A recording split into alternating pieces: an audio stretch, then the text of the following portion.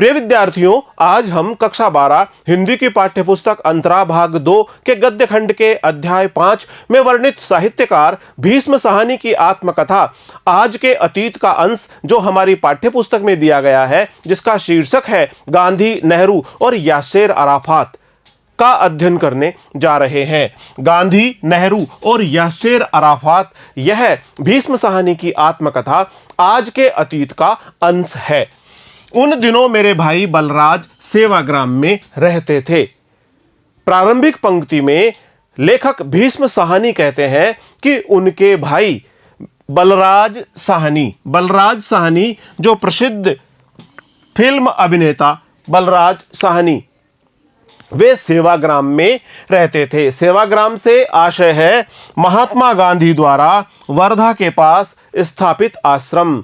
महात्मा गांधी जी द्वारा वर्धा के पास स्थापित आश्रम सेवाग्राम में लेखक भीष्म साहनी के बड़े भाई जो प्रसिद्ध अभिनेता थे बलराज साहनी, वे भी रहा करते थे, जहां वह नई तालीम पत्रिका के सह संपादक के रूप में काम कर रहे थे। लेखक भीष्म साहनी के बड़े भाई बलराज साहनी जो एक प्रसिद्ध अभिनेता थे, वे नई तालीम पत्रिका के सह संपादक के रूप में वहां पर काम कर रहे थे। यह सन 1938 के आसपास की बात है। सन 1938 के आसपास की बात है, जहां पर लेखक के भाई बलराज साहनी सेवाग्राम में नई तालीम पत्रिका के सह संपादक के रूप में कार्य कर रहे थे। जिस साल कांग्रेस का हरिपुरा अधिवेशन हुआ था, और कांग्रेस का हरिपुरा अधिवेशन भी सन 1938 के आसपास हुआ था। कुछ दिन उनके साथ बिता पाने के लिए मैं उनके पास चला गया। लेखक भीष्म साहनी कहते हैं कि कुछ दिन अपने बड़े भाई के साथ बिताने के लिए वे उनके पास चले गए। रेलगाड़ी वर्धा स्टेशन पर रुकती थी। उस समय रेलगाड़ी वर्धा स्टेशन पर रुका करती थी। वहां से लगभग 5 मील दूर सेवाग्राम तक का फासला इक्के या तांगे में बैठकर तय करना होता था। वहां से लगभग 5 मील दूर थी। वहां से लगभग 5 मील दूर पर सेवाग्राम स्थित था। सेवाग्राम से रेलवे स्टेशन की दूरी 5 मील थी, और वहां से लगभग 5 मील की दूरी सेवाग्राम तक की तय करने में, यानी यहां तक का फासला तय करने में, या तो इक्के पर या तांगे में बैठकर जाना पड़ता था। मैं देर रात सेवाग्राम पहुंचा, और इस प्रकार लेखक भीष्म साहनी देर रात में सेवाग्राम पहुंच सके। एक तो सड़क कच्ची थी, इस पर घुप अंधेरा था और सड़क कच्ची थी। उन दिनों सड़क पर कोई रोशनी नहीं हुआ करती थी। जिस प्रकार आज सड़कें रोशन हुआ करती है, उस समय सड़क पर कोई रोशनी भी नहीं हुआ करती थी। घुप अंधेरा था और सड़क भी कच्ची थी। देर रात तक हम बतियाते रहे। देर रात तक दोनों भाई आपस में बतियाते रहे से आशय है बातचीत करते रहे, बातें करते रहे। भाई ने बताया कि गांधी जी प्रातः 7 बजे घूमने निकलते हैं। यहाँ भाई से आशय है भीष्म साहनी के बड़े भाई बलराज साहनी। भीष्म साहनी के बड़े भाई बलराज साहनी ने उनको बताया कि गांधी जी प्रातः 7 बजे घूमने निकलते हैं।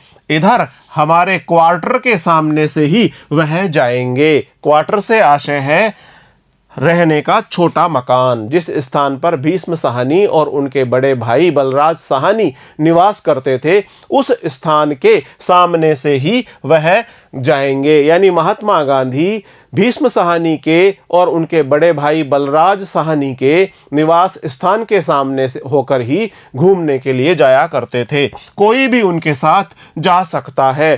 तुम भी मन आए तो चले जाना। मैं सकुचाया, और मेरे बड़े भाई ने, लेखक कहते हैं कि उनके बड़े भाई ने उनसे कहा कि कोई भी व्यक्ति गांधी जी के साथ में सवेरे जाने वाले भ्रमण पर साथ जा सकता है।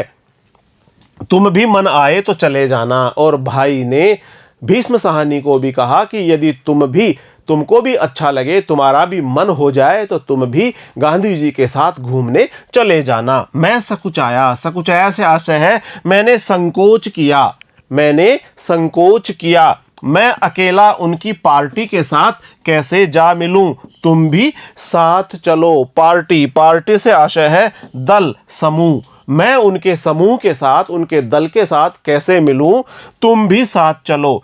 भीष्म साहनी ने कहा कि मैं अकेला कैसे उनके साथ, उनकी दल के साथ मिलूं, तुम भी साथ चलो। भीष्म साहनी ने अपने बड़े भाई बलराज साहनी को भी अपने साथ चलने का आग्रह किया। मैं तो रोज ही उन्हें देखता हूं, भाई ने करवट बदलते हुए कहा। फिर बोला, अच्छा चलूंगा। और इस प्रकार दोनों भाई बातचीत करते रहे और प्रातःकालीन महात्मा गांधी के साथ घूमने के कार्यक्रम में साथ साथ चलने का उन्होंने तय कर लिया। दूसरे दिन मैं तड़के ही उठ बैठा। तड़के से आशय है बहुत सवेरे, प्रातःकाल, प्रातःकाल के समय ही उठ बैठे। लेखक भीष्म साहनी कहते हैं कि अगले सवेरे वे बहुत जल्दी सवेरे ही उठ बैठे और कच्ची सड़क पर आंखें गाड़े गांधी जी की राह देखने लगे। जिस रास्ते होकर गांधी जी घूमने के लिए आया करते थे, उस राह पर वे देखने लगे। एन 7 बजे, एन से आशय है ठीक, एन 7 बजे, ठीक 7 बजे आश्रम का फाटक लांघ कर गांधी जी अपने साथियों के साथ सड़क पर आ गए। गांधी जी आश्रम का फाटक लांघ कर, फाटक पार करके गांधी जी अपने साथियों के साथ सड़क पर आ गए थे। उन पर नजर पड़ते ही मैं पुलक उठा। पुलक उठा से आशय है मैं प्रसन्न हो उठा, मैं खुश हो गया। जैसे ही मैंने गांधी जी को देखा मैं पुलकित हो उठा, मैं प्रसन्न हो उठा, मैं बहुत खुश हो गया। गांधी जी हूबहू वैसे ही लग रहे थे जैसा उन्हें चित्रों में देखा था। अब से पहले तो लेखक भीष्म साहनी ने गांधी जी को केवल मात्र चित्रों में ही देखा था। उनसे मिलने का यह पहला ही अवसर था। वे ऐसे ही लग रहे थे हूबहू, यानी ठीक वैसे ही जैसे चित्रों में उन्होंने देखा था। गांधी जी उन्हें वैसे ही लग रहे थे। यहां तक कि कमर के नीचे से लटकती घड़ी भी परिचित सी लगी। और जिस प्रकार चित्रों में गांधी जी की कमर के नीचे लटकती हुई घड़ी दिखाई पड़ती थी, वह घड़ी देखकर भी लेखक को ऐसा लगा जैसे वह कोई सुपरिचित दृश्य ही देख रहा हो। यहां तक कि कमर के नीचे से लटकती घड़ी भी परिचित सी ही लगी। बलराज अभी भी बेसुध सो रहे थे। बलराज, जो लेखक भीष्म साहनी के बड़े भाई हैं, बलराज साहनी, वे अभी तक भी बेसुध सो रहे थे। बेसुध से आशय है किसी प्रकार की उनको सुध बुध नहीं थी, बेसुध होकर के वे सो रहे थे।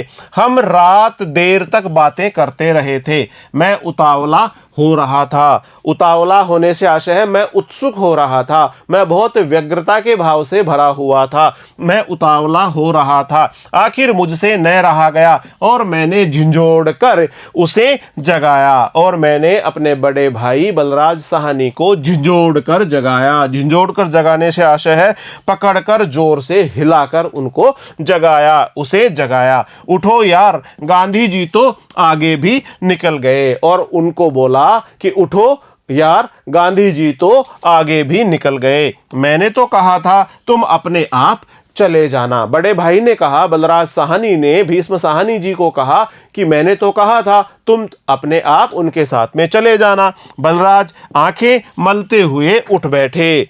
मैं अकेला कैसे जाता, मैं अकेला उनके साथ में कैसे जाता। जिस समय हम बाहर निकले गांधी जी की पार्टी काफी दूर जा चुकी थी।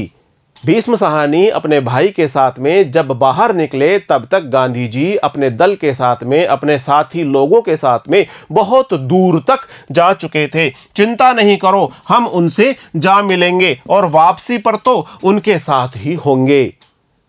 चिंता मत करो, हम उनके साथ जा मिलेंगे और वापसी लौटते समय तो हम उनके साथ ही वापस लौट लौट आएंगे। आखिर हम कदम बढ़ाते कुछ ही देर में उनसे जा मिले। गांधी जी ने मुड़कर देखा, भाई ने आगे बढ़कर मेरा परिचय कराया। जैसे ही गांधी जी ने मुड़कर देखा तो बलराज साहनी ने भीष्म साहनी जी का परिचय कराया। मेरा भाई है, कल ही रात पहुंचा है। और ये कहते हुए परिचय कराया कि मेरा भाई है, कल ही रात पहुंचा है। अच्छा, इसे भी घेर लिया? गांधी जी ने हंसकर कहा। गांधी जी ने हंसकर कहा, अच्छा, इसे भी घेर लिया। घेर लेने से आशय है कि अपने साथ इसको भी जोड़ लिया, इसको भी मिला लिया, अपने द्वारा किए जाने वाले काम में इसको भी शामिल कर लिया। सही नहीं बापू, यह केवल कुछ दिन के लिए मेरे पास आया है। बलराज साहनी ने महात्मा गांधी जी को कहा कि नहीं बापू, यह तो मेरे पास केवल कुछ दिन रहने के लिए ही आया है। गांधी जी ने मुस्कुराकर मेरी ओर देखा और सिर हिला दिया, और गांधी जी ने एक मोहक मुस्कान के साथ में लेखक भीष्म साहनी की ओर देखा और अपना सिर हिला दिया। मैं साथ चलने लगा। गांधी जी के साथ चलने वाले लोगों में से मैंने दो एक को पहचान लिया। अब मैं भी गांधी जी के साथ चलने लगा। उनके साथ चलने वाले एक दो लोगों को लेखक भीष्म साहनी कहते हैं कि उन्होंने पहचान लिया। डॉक्टर सुशीला नैयर थी और गांधी जी के निजी सचिव महादेव देसाई थे। जिनको पहचाना भीष्म साहनी जी ने, उनमें एक तो डॉक्टर सुशीला नैयर थी और गांधी जी के निजी सचिव महादेव देसाई थे। निजी सचिव से आशय है उनके व्यक्तिगत व्यवस्थाओं को देखने वाले, यानी उनके प्राइवेट सेक्रेटरी के रूप में महादेव देसाई थे। उनके निजी सचिव महादेव देसाई और सुशीला नैयर भी उनके साथ में थी। मैं कभी आसपास देखता, कभी नजर नीची किए जमीन की ओर, गांधी जी की धूल भरी चप्पलों की ओर देखने लगता। इस प्रकार लेखक भीष्म साहनी उस समय कभी तो आसपास देखते, कभी नजर नीची करके नीचे की ओर देखते और कभी गांधी जी की धूल भरी चप्पलों की ओर देखते। मैं गांधी जी से बात करना चाहता था, पर समझ में नहीं आ रहा था कि क्या कहूं। लेखक बड़े असमंजस में थे। वे गांधी जी से बात करना तो चाहते थे, लेकिन उनकी यह समझ में नहीं आ रहा था कि बात कहां से शुरू की जाए। फिर सहसा ही मुझे सूझ पड़ा, आप बहुत साल पहले हमारे शहर रावलपिंडी में आए थे, मैंने कहा। और फिर मैंने बातचीत का सिलसिला शुरू किया। लेखक भीष्म साहनी कहते हैं कि उन्होंने बातचीत का सिलसिला शुरू किया। उन्होंने पूछा गांधी जी से कि आप बहुत साल पहले हमारे शहर रावलपिंडी में आए थे, मैंने कहा। गांधी जी रुक गए। उन्होंने मेरी ओर देखा। उनकी आंखों में चमक सी आई और मुस्कुराकर बोले। गांधी जी रुके, उन्होंने मेरी तरफ देखा, उनकी आंखों में एक चमक उभरी और मुस्कुराते हुए उन्होंने कहा, याद है मैं कोहाट से रावलपिंडी गया था। याद है मैं कोहाट से रावलपिंडी गया था। मिस्टर जॉन कैसे हैं? और उन्होंने यह भी पूछ लिया कि मिस्टर जॉन कैसे हैं। मैंने जॉन साहब का नाम सुन रखा था। वे हमारे शहर के जाने माने बैरिस्टर थे। वे जाने माने वकील थे, बैरिस्टर थे, वकील थे, मुस्लिम सज्जन थे। संभवतः गांधी जी उनके यहाँ ठहरे होंगे। फिर सहसा ही गांधी जी के मुंह से निकला, अरे मैं उन दिनों कितना काम कर लेता था। अरे मैं उन दिनों कितना काम कर लेता था, कभी थकता ही नहीं था, कभी थकता ही नहीं था। मैं उन दिनों बहुत काम कर लेता था। हमसे थोड़ा ही पीछे महादेव देसाई मोटा सा लट्ठ उठाए चले आ रहे थे। कोहाट और रावलपिंडी का नाम सुनते ही आगे बढ़ आए और उस दौरे से जुड़ी अपनी यादें सुनाने लगे। कोहाट और रावलपिंडी से जुड़ी हुई अपनी यादें वे सुनाने लगे।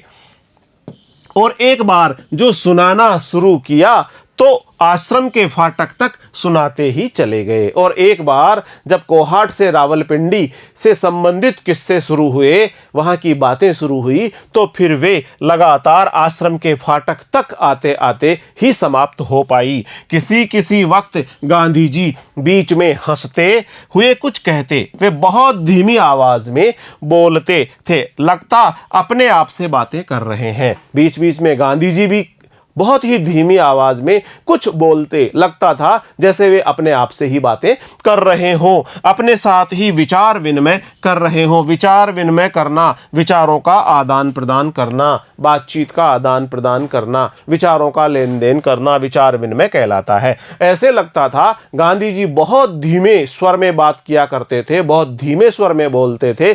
कभी कभी तो ऐसे लगता था मानो वे अपने आप से ही विचार विनिमय कर रहे हों, अपने आप से ही बातचीत कर रहे हों। उन दिनों को स्वयं भी याद करने लगे हैं और गांधी जी उन दिनों को अब स्वयं भी याद करने लगे हैं। शीघ्र ही वे सब आश्रम के अंदर जा रहे थे। इस प्रकार प्रातःकालीन टहलने का यह कार्यक्रम संपन्न हुआ और महात्मा गांधी अपने सब साथियों के साथ अब आश्रम के अंदर जा रहे थे।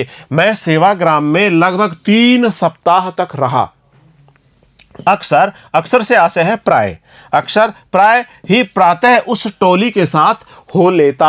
शाम को प्रार्थना सभा में जा पहुंचता, जहां सभी आश्रमवासी तथा कस्तूरबा एक ओर को पालथी मारे और दोनों हाथ गोद में रखे बैठी होती और बिल्कुल मेरी माँ जैसी लगती। शाम को भी लेखक भीष्म साहनी आश्रम में पहुंच जाते और वहां पर आयोजित होने वाली प्रार्थना सभा में भाग लेते और वहां पर आश्रम वासियों के साथ कस्तूरबा होती।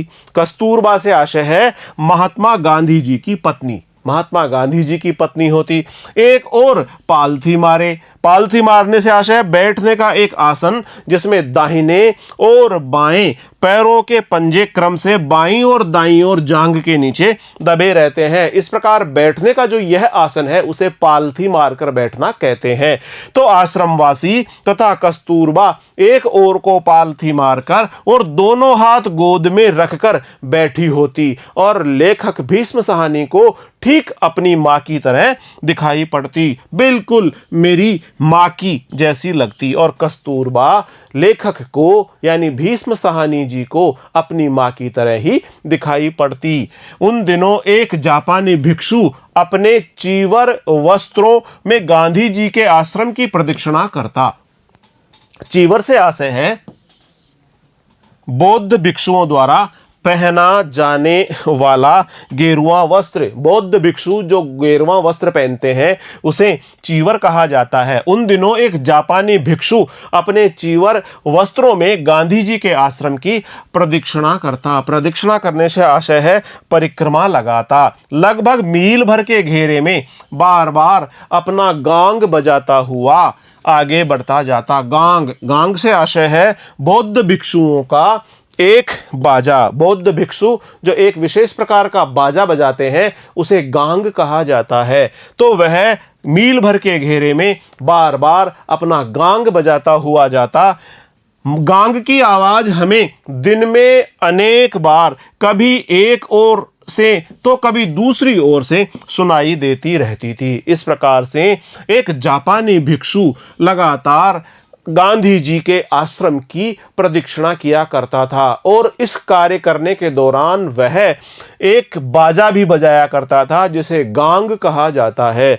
यह जो गांग है बौद्ध भिक्षुओं का एक बाजा है। इसको बजाते हुए वह गांधी जी के आश्रम की प्रदक्षिणा किया करता था।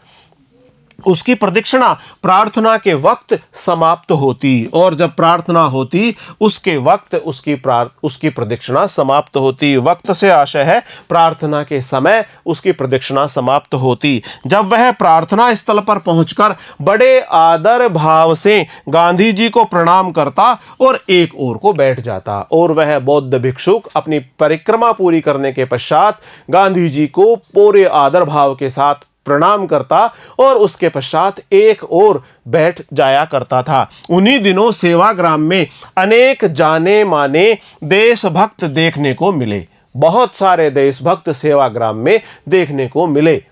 पृथ्वी सिंह आजाद आए हुए थे, जिनके मुंह से वह सारा किस्सा सुनने को मिला कि कैसे उन्होंने हथकड़ियों समेत भागती रेलगाड़ी में से छलांग लगाई और निकल भागने में सफल हुए। लेखक भीष्म साहनी कहते हैं कि वहां पर अनेक देशभक्त उन्हें मिले। उन देशभक्तों में पृथ्वी सिंह आजाद यानी एक प्रसिद्ध क्रांतिकारी भी आए हुए थे, और उन पृथ्वी सिंह आजाद ने बताया कि किस प्रकार उन्होंने हथकड़ियों समेत भागती रेलगाड़ी में से छलांग लगा दी थी और निकलकर भागने में वे सफल भी हो गए थे, और फिर गुमनाम रहकर बरसों तक एक जगह अध्यापन कार्य करते रहे। गुमनाम से आशय है अपने नाम को गोपनीय रखकर, अपने नाम को छिपाकर रखकर उन्होंने बरसों तक एक जगह पर अध्यापन का कार्य भी किया था। उन्हीं दिनों वहां पर मीराबेन थी, खान अब्दुल गफ्फार खान आए हुए थे, वहां पर मीराबेन भी आई हुई थी और खान अब्दुल गफ्फार खान भी वहां पर आए हुए थे। मीराबेन खान अब्दुल गफ्फार खान एक प्रसिद्ध पख्तून नेता है जो गांधी जी के अनुयायी भी माने जाते हैं। सीमांत गांधी के रूप में वो प्रसिद्ध हैं। कुछ दिन के लिए राजेंद्र बाबू भी वहां आए थे। राजेंद्र बाबू यानी भारत के पहले राष्ट्रपति बाबू राजेंद्र प्रसाद भी वहां पर आए हुए थे। इस प्रकार उस आश्रम पर मीराबेन भी आई हुई थी, खान अब्दुल गफ्फार खान भी वहां थे जिनको सीमांत गांधी के नाम से जाना जाता है, और साथ ही साथ बाबू राजेंद्र प्रसाद भी वहां पर आए हुए थे। उनके रहते ये नहीं लगता था कि सेवाग्राम दूर पार का कस्बा हो, और इस प्रकार इन सभी देशभक्तों के साथ में सेवाग्राम बहुत ही सुखद लगा करता था, अपना लगा करता था। एक दिन दोपहर के समय मैं आश्रम के बाहर निरुद्देश्य सा टहल रहा था। एक दिन दोपहर के समय लेखक आश्रम के बाहर निरुद्देश्य से आशय है बिना किसी उद्देश्य के, बिना किसी मतलब के टहल रहा था, जब सड़क के किनारे एक खोखे के पीछे से अजीब सी आवाज सुनाई दी। खोखे से आशय है लकड़ी की बनी हुई दुकान। एक लकड़ी की बनी हुई छोटी सी दुकान के पास से एक विशेष प्रकार की अजीबोगरीब सी आवाज सुनाई पड़ी। मैं मर रहा हूं, बापू को बुलाओ, मैं मर जाऊंगा, बापू को बुलाओ। इस प्रकार की आवाज सुनाई पड़ी। मैं मर रहा हूं, बापू को बुलाओ, मैं मर रहा हूं, बापू को बुलाओ। मैंने उस ओर कदम बढ़ा दिए। खोखे के अंदर 15 साल का एक लड़का जो देखने में गांव का रहने वाला जान पड़ता था, पड़ा हाथ पैर पटक रहा था और हाँफता हुआ बार बार कहे जा रहा था। अंदर जाकर के देखा, खोखे में एक 15 साल का यानी 15 वर्ष की उम्र का लगभग 15 साल की उम्र का एक लड़का था जो देखने में गांव का लड़का लगता था और हाथ पैर पटक रहा था, हाँफ रहा था और बार बार ऐसा कह रहा था, मैं मर जाऊंगा, बापू को बुलाओ, मैं मर जाऊंगा, बापू को बुलाओ। इस प्रकार की वह गुहार लगा रहा था। दो एक आदमी उसके पास आकर खड़े हो गए थे। उनमें से एक आश्रमवासी जान पड़ता था। इस प्रकार उस बापू को बुलाओ, मैं मर जाऊंगा, इस प्रकार की पुकार लगाते हुए उस बालक के पास में दो एक लोग जाकर खड़े हो गए थे। उनमें से एक व्यक्ति आश्रम का वासी भी दिखाई पड़ रहा था। अरे कुछ बताओ तो, तुम्हें क्या हुआ है? वैद्य को बुलाएं, बापू को बुलाओ। लोगों ने पूछा, अरे तुम बताओ तो सही, तुम्हें क्या हुआ है, क्या बीमारी हुई है? तुम कहो तो किसी वैद्य को बुला दें। लेकिन उस लड़के ने कहा कि बापू को बुलाओ, बापू को बुलाओ। लड़का बार बार दोहराए जा रहा था और लड़का बार बार बापू को बुलाने के लिए दोहराए जा रहा था। बापू नहीं आ सकते, जरूरी मीटिंग चल रही है। पर लड़का बराबर चिल्लाए जा रहा था और हाथ पांव पटक रहा था। जरूरी मीटिंग चल रही है, मीटिंग से आशय है गोपनीय बैठक चल रही है, जरूरी बैठक चल रही है, बापू इस समय नहीं आ सकते। पर लड़का बार बार चिल्लाए जा रहा था और वह बापू को बुलाए जाने की गुहार लगा रहा था। उसकी बेचैनी बढ़ रही थी, हाथ पांव पटक रहा था और वह बापू को बुलाने के लिए कह रहा था। इतने में मैंने आंख उठाकर देखा तो गांधी जी चले आ रहे थे। दोपहर का वक्त था और वह अपने नंगे बदन पर खादी की हल्की सी चादर ओढ़े मैदान लांग रहे थे। और जब लेखक भीष्म साहनी ने देखा सामने से गांधी जी आते हुए दिखाई पड़े, उनके बदन पर एक खादी की हल्की सी चादर थी और उसे ओढ़ करके वे मैदान लांग कर उस बालक तक पहुंच रहे थे। आ गए बापू, आ रहे हैं, आश्रमवासी ने कहा। तभी आश्रमवासी ने उस बच्चे को सांत्वना देते हुए कहा कि बापू आ रहे हैं, बापू आने ही वाले हैं। जिस पर लड़का ऊंचा ऊंचा चिल्लाने लगा। जैसे ही उस लड़के ने सुना कि बापू आ रहे हैं तो वह और ऊंची आवाज में चिल्लाने लगा, बापू मैं मर रहा हूं, मैं मर जाऊंगा। और दाएं बाएं सिर झुलाने लगा, बापू मैं मर रहा हूं, मैं मर जाऊंगा। और अपने सिर को दाएं बाएं झुलाने लगा।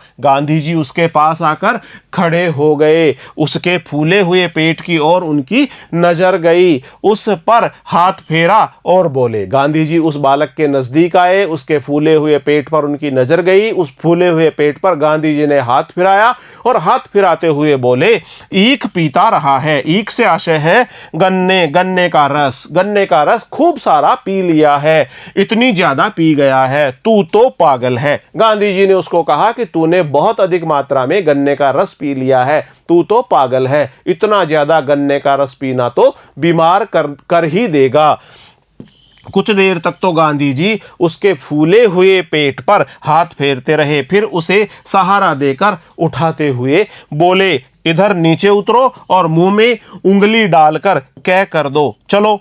और गांधी जी ने उस लड़के को कहा कि नीचे उतरो, इधर आओ, बैठो, अपने मुंह में उंगली डालो और कह कर दो। कह करने से आशय है उल्टी कर दो। और अपने मुंह में उंगली डाल करके कह कर दो, यानी उल्टी कर दो। इस प्रकार से तुम्हारे पेट में जो अधिक मात्रा में ईख गया हुआ है, ईख से आशय है गन्ने का रस, तुमने बहुत अधिक मात्रा में पी लिया है। जब तक वो तुम्हारे पेट से बाहर नहीं निकलेगा तब तक तुम्हें आराम नहीं मिलेगा। गांधी जी ने उस लड़के से कहा कि इधर नीचे उतरो और मुंह में उंगली डालकर कह कर दो, चलो। और कहते हुए हंस पड़े। और गांधी जी इस प्रकार कहते हुए हंस पड़े, तू तो पागल है। और इस प्रकार से अपनेपन के भाव के साथ में गांधी जी उस बालक को ऐसा कहते हुए हंस पड़े कि तू तो पागल है। लड़का हाय हाय करता हुआ नीचे उतरा और नाली के किनारे बैठ गया। गांधी जी उसकी पीठ पर हाथ रखे झुके रहे। लड़का नीचे बैठ गया। अब वह उल्टी करने का प्रयास कर रहा था। गांधी जी उस लड़के की पीठ पर हाथ रखकर खड़े हो गए। थोड़ी ही देर में उसका पेट हल्का हो गया और वह हाँफता हुआ बैठ गया। और थोड़े ही देर में उल्टी करने के पश्चात, कह करने के पश्चात उस बालक का पेट हल्का हो गया और अब वह हाँफता हुआ सा बैठ गया। अब इधर खोखे में आकर लेट जा। कुछ देर चुपचाप लेटा रहे। और गांधी जी ने कहा कि अब इस लकड़ी की बनी हुई दुकान जिसे खोखा कहा जाता है, इस खोखे में आकर के लेट जा और कुछ देर तक इसी प्रकार चुपचाप लेटकर आराम कर। कुछ देर तक गांधी जी उसके पास खड़े रहे। फिर आश्रमवासी को कोई हिदायत सी देकर मुड़ गए और हंसते हुए तू तो पागल है कहकर मैदान पार करने लगे। हिदायत देने का आशय है निर्देश देना। आश्रमवासी को कोई निर्देश दिया और निर्देश देने के पश्चात वे वापस चले गए और हंसते हुए कहते गए, तू तो पागल है कहकर मैदान पार करने लगे। गांधी जी के चेहरे पर लेश मात्र भी क्षोभ का भाव नहीं था। वे हंसते हुए चले गए। लेश मात्र से आशय है थोड़ा सा भी, क्षोभ से आशय है दुख, थोड़ा सा भी दुख का भाव गांधी जी के चेहरे पर नहीं था। वे हंसते हुए चले गए थे। हर दिन प्रातः जिस कच्ची सड़क पर वे घूमने निकलते उसके एक सिरे पर एक कुटिया थी। जिधर होकर के वे निकला करते थे उसके एक सिरे पर एक कुटिया थी, एक झोपड़ी थी जिसमें एक रुग्ण व्यक्ति रहते थे। रुग्ण से आशय है रोगी व्यक्ति रहा करते थे। संभवतः वह दिक के मरीज थे। दिक से आशय है तपेदिक के मरीज थे, यानी टीबी के मरीज थे। वे टीबी के मरीज थे। गांधी जी हर दिन उनके पास जाते और उनके स्वास्थ्य के बारे में पूछताछ करते। उन तपेदिक के मरीज के पास जाकर गांधी जी उनका स्वास्थ्य हर रोज पूछते। उनका वार्तालाप गुजराती भाषा में हुआ करता था। मैं समझता हूं गांधी जी की देखरेख में उसका इलाज चल रहा था। वह यह गांधी जी का रोज का नियम था। इस प्रकार बीमार लोगों के साथ में उनका हालचाल पूछना, उन्हें दवाई और पथ्य इत्यादि की व्यवस्था उपलब्ध कराना, यह गांधी जी का रोज का नियम था। यह भी लगभग उसी समय की बात रही होगी। पंडित नेहरू कश्मीर यात्रा पर आए थे। अब लेखक भीष्म साहनी अपनी इस आत्मकथा आज के अतीत में उल्लेखित अंश के अनुसार नेहरू जी के साथ उनका जो संपर्क हुआ उसके बारे में हमें जानकारी प्रदान कर रहे हैं। यह भी लगभग उसी समय की बात रही होगी। पंडित नेहरू कश्मीर यात्रा पर आए थे, जहां उनका भव्य स्वागत हुआ। बहुत ही शानदार उनका स्वागत हुआ, बहुत ही भव्य एवं गौरवशाली तरीके से उनका स्वागत किया गया। शेख अब्दुल्ला के नेतृत्व में झेलम नदी पर शहर के एक सिरे से दूसरे सिरे तक 7वें पुल से अमीराक दल तक नावों में उनकी शोभा यात्रा देखने को मिली थी। और इस प्रकार जब पंडित जवाहरलाल नेहरू कश्मीर यात्रा पर आए थे तब उनका वहां पर भव्य स्वागत किया गया था। और शेख अब्दुल्ला से आशय है फारूक अब्दुल्ला के पिता, कश्मीर के निवासी, उनके नेतृत्व में झेलम नदी पर शहर के एक सिरे से लेकर दूसरे सिरे तक 7वें पुल से लेकर अमीराक दल तक नावों में उनकी शोभा यात्रा देखने को मिली थी। जब नदी के दोनों ओर हजारों हजार कश्मीर निवासी अदम्य उत्साह के साथ उनका स्वागत कर रहे थे, अद्भुत दृश्य था। अदम्य से आशय होता है जिसको कोई दबा नहीं सके, जिसे दबाया न जा सके। इस प्रकार के उत्साह के भाव में भरकर कश्मीर वासी पंडित जवाहरलाल नेहरू का स्वागत वंदन कर रहे थे। अद्भुत दृश्य था, बहुत ही अनोखा दृश्य था, बहुत ही अभूतपूर्व दृश्य था, बहुत ही शानदार और गौरव के भाव से भरा हुआ दृश्य था। इस अवसर पर नेहरू जी को जिस बंगले में ठहराया गया था वह मेरे फुफेरे भाई का था और भाई के आग्रह पर कि मैं पंडित जी की देखभाल में उनका हाथ बटाऊं, मैं भी उस बंगले में पहुंच गया था। जिस बंगले में पंडित जवाहरलाल नेहरू को कश्मीर यात्रा के दौरान ठहराया गया था वह लेखक भीष्म साहनी के फुफेरे भाई का था और भाई के आग्रह पर ही पंडित जी की देखरेख में भीष्म साहनी को भी अवसर प्राप्त हुआ।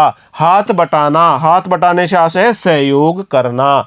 दिन भर तो पंडित जी स्थानीय नेताओं के साथ जगह जगह घूमते, विचार विमर्श करते, बड़े व्यस्त रहते, पर शाम को जब बंगले में खाने पर बैठते तो और लोगों के साथ मैं भी जा बैठता। दिन भर तो पंडित जवाहरलाल नेहरू जी स्थानीय नेताओं के साथ में बैठते, बातचीत करते, विचार विमर्श करते, बड़े व्यस्त रहा करते थे। व्यस्त रहने से आशय है काम में लगे हुए रहा करते थे। पर शाम को जब बंगले में वे खाने पर बैठते तो और लोगों के साथ मैं भी उनके पास जा बैठता, उनका वार्तालाप सुनता, उनकी बातचीत सुना करता। नेहरू जी को नजदीक से देख पाने का मेरे लिए यह एक सुनहरा मौका था। जो भारत की लड़ाई में अपना सक्रिय योगदान दे रहे थे, पंडित जवाहरलाल नेहरू को नजदीक से देखने का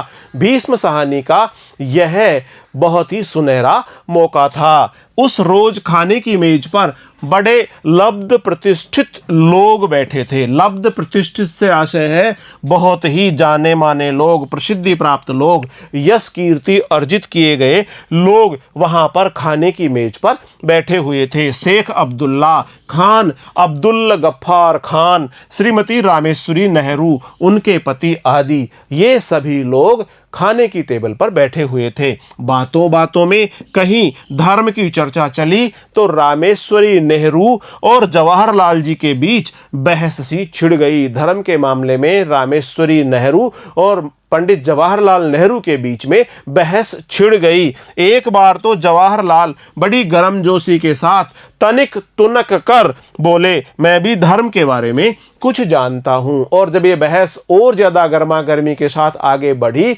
तो पंडित जवाहरलाल नेहरू थोड़े से तुनक गए। तुनकने से आशय होता है रुष्ट हो जाना। पंडित जवाहरलाल नेहरू थोड़े से रुष्ट होकर के बोले कि मैं भी धर्म के बारे में कुछ जानता हूं। रामेश्वरी चुप रही। शीघ्र ही जवाहरलाल ठंडे पड़ गए और धीरे से बोले, आप लोगों को एक किस्सा सुनाता हूं। और फिर पंडित जवाहरलाल नेहरू ने वहां उपस्थित लोगों के मध्य एक किस्सा सुनाया और उन्होंने फ्रांस के विख्यात लेखक अनातोले फ्रांस द्वारा लिखित एक मार्मिक कहानी कह सुनाई। और उन्होंने एक मार्मिक कहानी कह सुनाई जिसे एक प्रसिद्ध लेखक अनातोले फ्रांस द्वारा लिखा गया था। कहानी इस तरह है कि पेरिस शहर में एक गरीब बाजीगर यानी जो कलाकारी दिखाता है, जो नट और इससे संबंधित कला से संबंधित करतब दिखाकर अपना पेट पालन करता है, इस प्रकार एक गरीब बाजीगर नट रहा करता था जो तरह तरह के करतब दिखाकर अपना पेट पालता था। करतब से आशय तरह तरह की वो कलाकारी दिखाकर, कलाकारी से भरे हुए वो करतब दिखाकर अपना पेट पाला करता था। और इसी व्यवसाय में उसकी जवानी निकल गई। अपने इसी कार्य में वह जवानी से अब बूढ़ा होने की ओर आगे बढ़ रहा था और अब बड़ी उम्र का हो चला था। क्रिसमस का पर्व था। पेरिस के बड़े गिरजे में पेरिस निवासी सजे धजे हाथों में फूलों के गुच्छे और तरह तरह के उपहार लिए माता मरियम को श्रद्धांजलि अर्पित करने गिरजे में जा रहे थे। जब क्रिसमस का दिन हो तब पेरिस के बड़े गिरजे में बहुत धूमधाम से आयोजन होता है। पेरिस के बड़े गिरजे में, गिरजे से आशय है गिरजाघर में, पेरिस के बड़े चर्च में पेरिस निवासी सजे धजे हाथों में फूलों के गुच्छे लेकर, तरह तरह के उपहार लेकर माता मरियम को श्रद्धांजलि अर्पित करने के लिए गिरजे में जा रहे थे। गिरजे के बाहर गरीब बाजीगर हताश सा खड़ा है। लोग सज धज कर गिरजे में जा रहे हैं, माता मरियम को श्रद्धांजलि अर्पित कर रहे हैं, लेकिन जो गरीब बाजीगर है वह हताश सा, निराश सा होकर के बाहर खड़ा है, क्योंकि वह इस पर्व में भाग नहीं ले सकता। न तो उसके पास माता मरियम के चरणों में रखने के लिए कोई तोहफा है, तोहफा से आशय है किसी प्रकार की कोई उपहार या कोई भेंट, और न ही उस फटे हाल को कोई गिरजे के अंदर जाने देगा। फटे हाल से आशय है उस गरीब व्यक्ति को जिसके पास पहनने के लिए अच्छा वस्त्र भी नहीं है, वह गरीब व्यक्ति है, उसे भी अंदर कोई नहीं जाने देगा, क्योंकि वह इस पर्व में भाग नहीं ले सकता। न तो उसके पास में माता मरियम के चरणों में रखने के लिए कोई तोहफा है और न ही उस फटे हाल को कोई गिरजे के अंदर जाने देगा। सहसा ही उसके मन में यह विचार कौंध गया, मैं उपहार तो नहीं दे सकता, पर मैं माता मरियम को अपने कर्तव्य दिखाकर उनकी अभ्यर्थना कर सकता हूँ। अभ्यर्थना से आशय है प्रार्थना कर सकता हूँ, निवेदन कर सकता हूँ, यही कुछ है जो मैं भेंट कर सकता हूँ। जब श्रद्धालु चले जाते हैं और गिरजाघर खाली हो जाता है तो बाजीगर चुपके से अंदर घुस जाता है, कपड़े उतारकर पूरे उत्साह के साथ अपने कर्तव्य दिखाने लगता है। और इस प्रकार बाजीगर उस गिरजे में घुसकर मां मरियम के सामने अपने कर्तव्य दिखाने लगता है। गिरजे में अंधेरा है, श्रद्धालु जा चुके हैं, दरवाजे बंद हैं, कभी सिर के बल खड़े होकर तो कभी तरह तरह अंग चालन करते हुए बड़ी तन्मयता के साथ एक के बाद एक वह कर्तव्य दिखाता है। वह अपने कर्तव्य माता मरियम के सामने दिखाता है, यहाँ तक कि हाँपने लग जाता है। पूरी तन्मयता के साथ वह अपने कर्तव्य दिखाता है। तन्मयता से आशा होता है पूरी तल्लीनता के साथ, पूरे श्रद्धा के साथ, पूरे समर्पण के साथ में वह अपने कर्तव्य दिखाता है और यहाँ तक कि हाँपने भी लग जाता है। उसके हाँपने की आवाज़ कहीं बड़े पादरी के कान में पड़ जाती और वह यह समझ कर कि कोई जानवर गिरजे के अंदर घुस आया है और गिरजे को दूषित कर रहा है। भागता हुआ गिरजे के अंदर आता है। जैसे ही वह बाजीगर नट अपने कर्तव्य दिखाने के कारण हुए परिश्रम की वजह से हाँफने लगता है, उस हाँफने की आवाज को, उसके हाँफने की ध्वनि को वहां पर बड़े पादरी सुन लेते हैं और बड़े पादरी यह सोच लेते हैं कि कोई जानवर गिरजे घर में घुस आया है और वह गिरजे को अंदर से दूषित कर रहा है। दूषित करने से आशय है वह गंदा कर रहा है। भागता हुआ पादरी गिरजे के अंदर आता है। उस वक्त बाजीगर सिर के बल खड़ा अपना सबसे चहेता कर्तव्य बड़ी तन्मयता से दिखा रहा था। यह दृश्य देखते ही बड़ा पादरी तिलमिला उठा और जैसे ही उस पादरी ने देखा कि यहाँ पर एक कर्तव्य दिखाने वाला नट कर्तव्य दिखा रहा है, वो गिरजे के अंदर घुसा हुआ है, ये दृश्य देखकर बड़ा पादरी तिलमिला उठा। माता मरियम का इससे बड़ा अपमान क्या होगा, और उसने यह घोषणा कर दी कि माता मरियम का ये बहुत बड़ा अपमान है, क्योंकि कोई नट, कोई बाजीगर माता मरियम के पवित्र गिरजे घर में घुसकर उसके सामने कुछ कर्तव्य प्रस्तुत कर रहा है। आग बबूला वह नट की ओर बढ़ता है कि उसे लात जमाकर गिरजे से बाहर निकाल दे, और वह उस कलाकार को लात मारकर गिरजे से बाहर निकालने के लिए जैसे ही आगे बढ़ता है, वह नटकी और गुस्से से बढ़ ही रहा है तो क्या देखता है कि माता मरियम की मूर्ति अपनी जगह से हिली है। माता मरियम अपने मंच पर से उतर आई है और धीरे धीरे आगे बढ़ती हुई नट के पास जा पहुंची है और अपने आंचल से हाँफते नट के माथे का पसीना पहुंचती उसके सिर को सहलाने लगी है। जिस प्रकार माता अपने पुत्र को सहलाती है, दुलार करती है, उसी प्रकार से माता मरियम भी इस अपने सामने कर्तव्य दिखाते हुए अपने पुत्र स्वरूप इस कलाकार को, इस नट को, इसके माथे पे आए हुए पसीने को अपने आंचल से धीरे धीरे उसका पसीना पोंछने लगती है, उसके सिर को सहलाने लगती है। यह कहानी नेहरू जी के मुंह से सुनी, और जब इस कहानी को नेहरू जी के मुख से सुना, मेज पर बैठे सभी व्यक्ति दत्तचित्त होकर सुन रहे थे। दत्तचित्त होकर सुनने से आशय है एकाग्र चित्त होकर सुन रहे थे, पूरी तरह से ध्यान मग्न होकर सुन रहे थे। नेहरू जी का कमरा ऊपर वाली मंजिल पर था, जिसके बगल वाले कमरे में मैं और मेरे फुफेरे भाई टिके हुए थे। उस रात देर तक नेहरू जी चिट्ठियां लिखवाते रहे थे। जैसा कि नेहरू जी भारतीय स्वतंत्रता संग्राम में महत्वपूर्ण भूमिका का निर्वहन कर रहे थे और वे देर रात तक चिट्ठियां लिखवाते रहे थे। सुबह सवेरे जब मैं उठकर नीचे जा रहा था तो नेहरू जी के कमरे के सामने से गुजरते हुए मैंने देखा कि नेहरू जी फर्श पर बैठे चरखा काट रहे हैं। उनकी पीठ दरवाजे की ओर थी। मैं चुपचाप नीचे उतर आया। नीचे आकर देखा कि बरामदे में तिपाई पर अखबार रखा हुआ था। मैंने अखबार उठा लिया और बरामदे में खड़ा नज़रसानी करने लगा। मैंने उस अखबार को उठाया और उस अखबार को नज़रसानी करने लगा। नज़रसानी करने से आशय है उस पर दृष्टि डालना, उस पर नज़र डालना, उसको देखने लगा। मैं अभी अखबार देख ही रहा था कि सीढ़ियों पर किसी के उतरने की आवाज आई। मैं समझ गया कि नेहरू जी उतर रहे हैं। उन्हें उस रोज अपने साथियों के साथ पहलगाम के लिए रवाना हो जाना था। जैसे ही मुझे ऐसे लगा कि नेहरू जी नीचे उतर रहे हैं, अखबार मेरे हाथ में था, तभी मुझे एक बचकाना सी हरकत सूझी। मैंने फैसला किया कि मैं अखबार पढ़ता रहूंगा और तभी नेहरू जी के हाथ में दूंगा जब वह मांगेंगे। कम से कम छोटा सा वार्तालाप तो इस बहाने हो ही जाएगा। लेखक भीष्म साहनी नेहरू जी से वार्तालाप करने के लालच में इस प्रकार की गुस्ताखी करते हुए कि कम से कम वार्तालाप का अवसर तो आएगा ही, उन्होंने अखबार को लगातार पढ़ते हुए, देखते हुए नेहरू जी को नहीं दिया। और जब नेहरू जी ने उस अखबार के बारे में चर्चा की, थोड़ी सी बातचीत की, तब जाकर नेहरू जी आए। मेरे हाथ में अखबार देखकर चुपचाप एक ओर को खड़े रहे। वह शायद इस इंतजार में खड़े रहे कि मैं स्वयं अखबार उनके हाथ में दे दूंगा। मैं अखबार की नज़रसानी क्या करता, मेरी तो टांगें लरजने लगी थी। डर रहा था कि नेहरू जी बिगड़ न उठें। फिर भी अखबार को मैं थामे रहा, इस लालच में कि नेहरू जी के साथ में किसी भी प्रकार का कोई वार्तालाप हो जाए।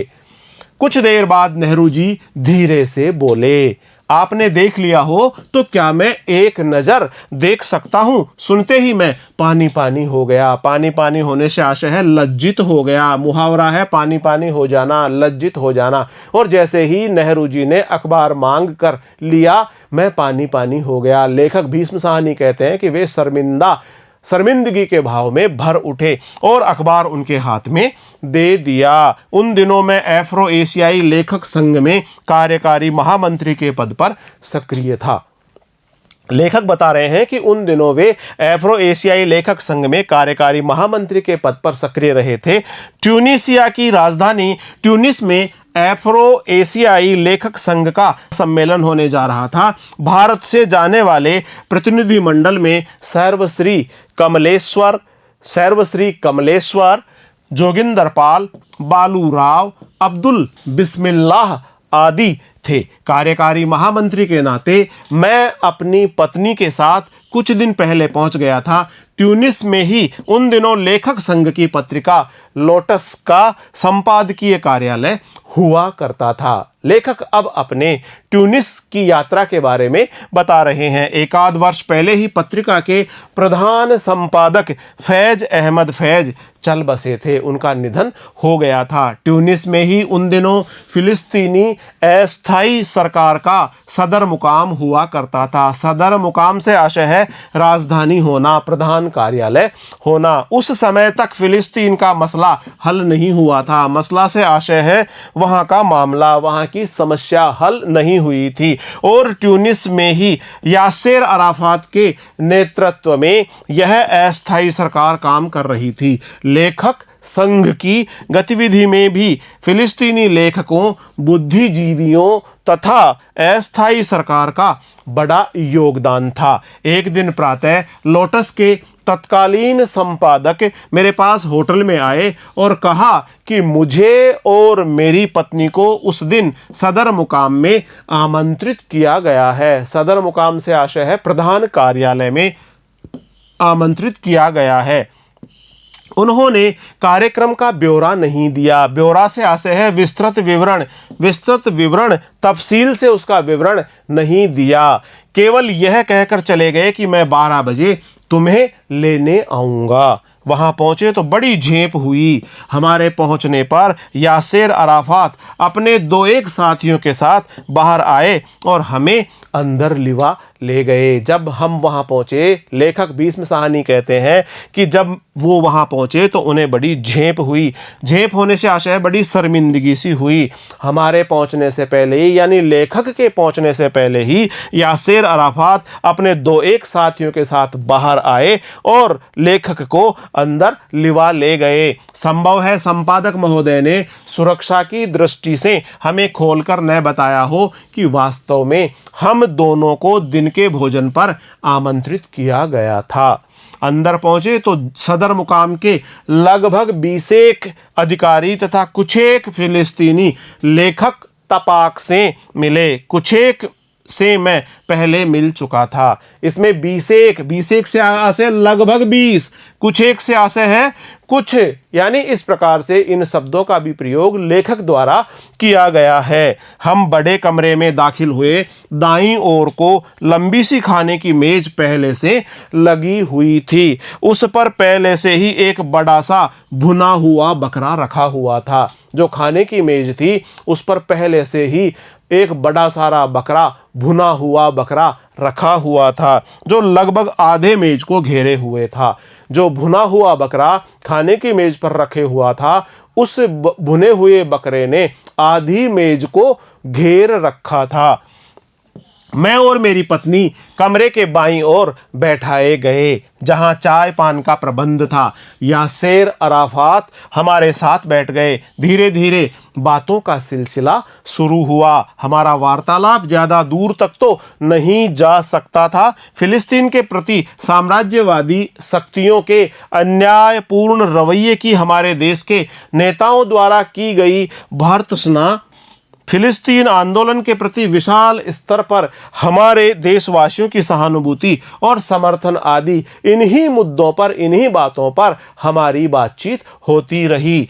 एक बार जब मैंने गांधी जी और हमारे देश के अन्य नेताओं का जिक्र किया तो अराफात बोल उठे। जैसे ही लेखक भीष्म साहनी ने गांधी जी के बारे में चर्चा की, जिक्र किया, चर्चा की, तो यासर अराफात बोल उठे, वे आपके ही नहीं हमारे भी नेता हैं। और यासर अराफात ने कहा कि गांधी जी तो हमारे भी नेता हैं, उतने ही आदरणीय जितने आपके लिए, वे हमारे लिए भी उतने ही आदरणीय हैं जितने वे आपके लिए आदरणीय हैं। यासर अराफात ने कहा वे आपके ही नहीं हमारे भी नेता हैं, उतने ही आदरणीय जितने वे आपके लिए हैं। बीच बीच में आतिथ्य भी चल रहा था। आतिथ्य से आशय है अतिथि सत्कार भी किया जा रहा था।